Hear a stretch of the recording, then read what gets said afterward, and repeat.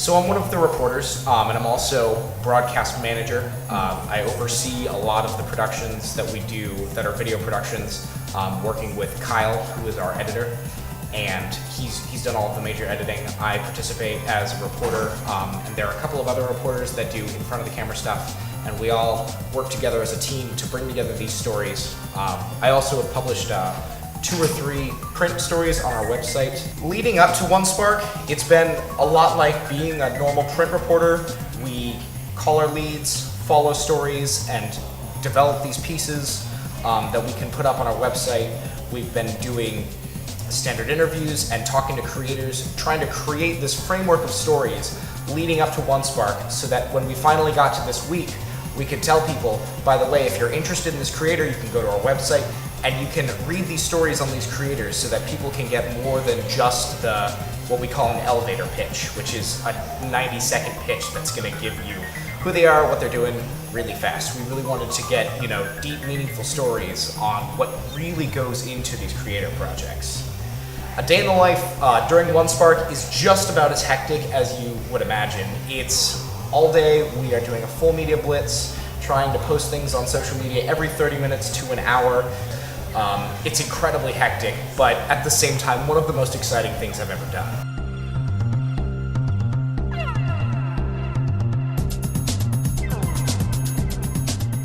So, what initially inspired was we took, it was okay to say this, but Dr. Brumal's seminar level public history course.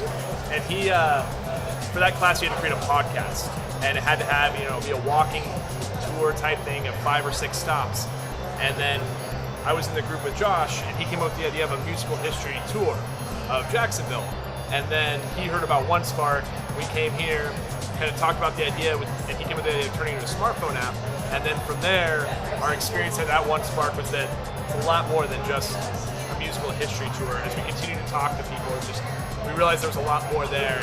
So we spent this time kind of developing it. And we like to think that we've got a good base level of research right now to put out a tour app that's probably between 20 and 30 sites. Right now, it's finding that developer. So we have the information, some tentative business plans that we'd like to pursue, and it's getting with the app development. So that's kind of the status of the project. This has grown into something that will span lots of different genres. Civil rights, Civil War, Spanish-American War, architecture, music, film.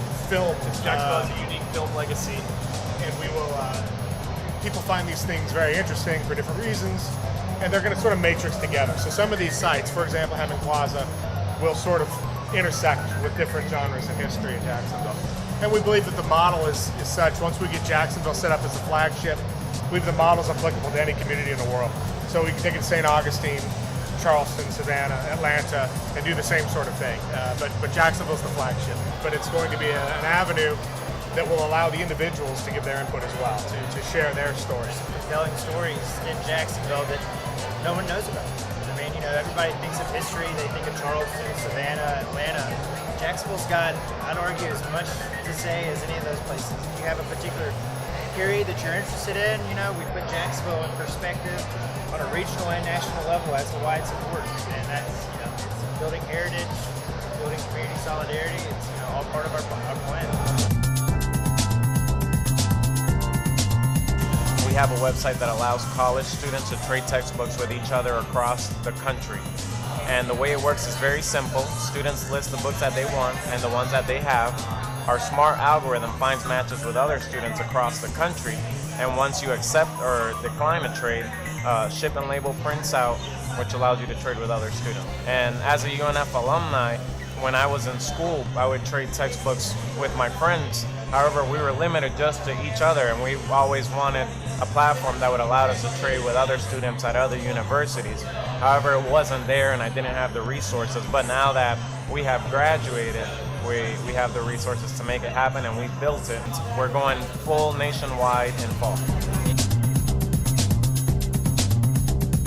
The project these are all handmade tie-dye shirts. Right now we're just doing tie-dye. We're working on dip dye and kind of, the more fashionable things like scarves and dress in due time.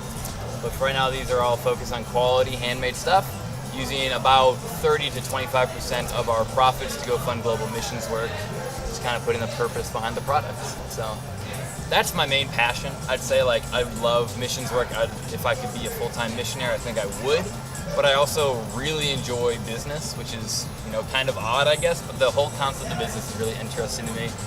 So I just figured it's a good way to combine the two things I really like, mainly missions, but also use a business aspect. And it just helps give an incentive towards funding missionaries. But I think this just gives people a physical, tangible thing to be like, yeah, we can help fund by getting a shirt in exchange, you know? The dream in the long run would be, Peru is like I went there with a UNF study abroad, like service-oriented thing last March, and that was when I decided we had to raise $300, and I was like, I could do like a GoFundMe thing, which is all good and fine, but I was like, I want to give a purpose to it, so I made shirts and gave them away to kids over there, and that was what kind of like set me in motion to do all this. And I think just that being the thing that started the passion, the drive to do all this, I just feel like that's more so what I care about than the funds and the money and all that stuff. So I think just that being my personal passion.